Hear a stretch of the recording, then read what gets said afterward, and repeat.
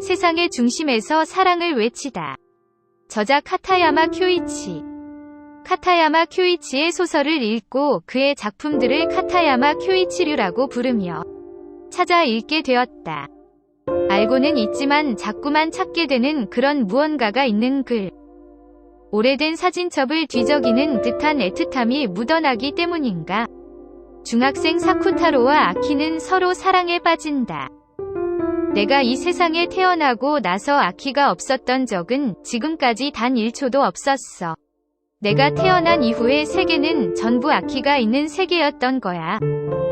나한테 있어서 아키가 없는 세계는 완전히 미지의 세계이고 그런 것이 존재할지 어떨지조차 모르겠어. 하지만 만난 지 3년째 아키는 백혈병에 걸려 몸이 약해져만 간다. 이제 막 사랑의 눈을 뜨고 행복을 깨닫게 된 두 사람. 하지만 아키는 결국 세상을 떠나고 사쿠타로는 아키가 가고 싶다던 호주로 이미 세상을 떠나버린 아키의 분신과 함께 여행을 떠난다. 그녀가 나를 부른다. 그 목소리도 확실히 귀에 남아있다. 꿈이 현실이고 이 현실이 꿈이라면 좋겠다고 생각한다. 하지만 그런 일은 있을 수 없다. 그래서 깨어났을 때 나는 언제나 울고 있다. 슬프기 때문이 아니라 즐거운 꿈에서 슬픈 현실로 돌아올 때에 넘어서지 않으면 안 되는 균열이 있기 때문이다. 눈물을 흘리지 않고는 그곳을 넘을 수가 없다.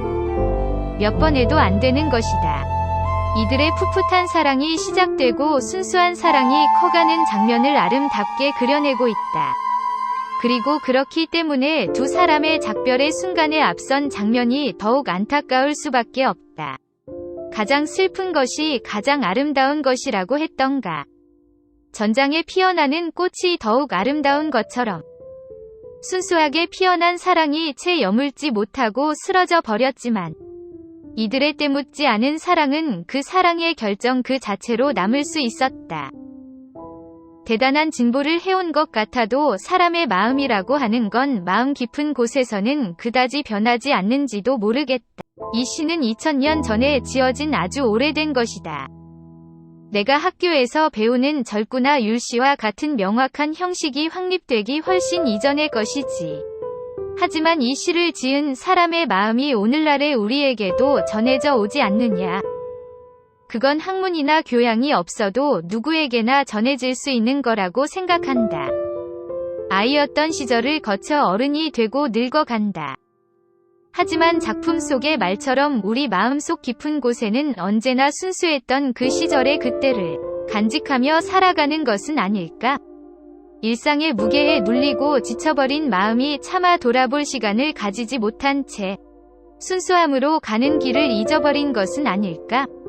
이 책은 그런 순수했던 시절을 이야기하고 그 순수했던 시절을 마음속으로 그리고 있다.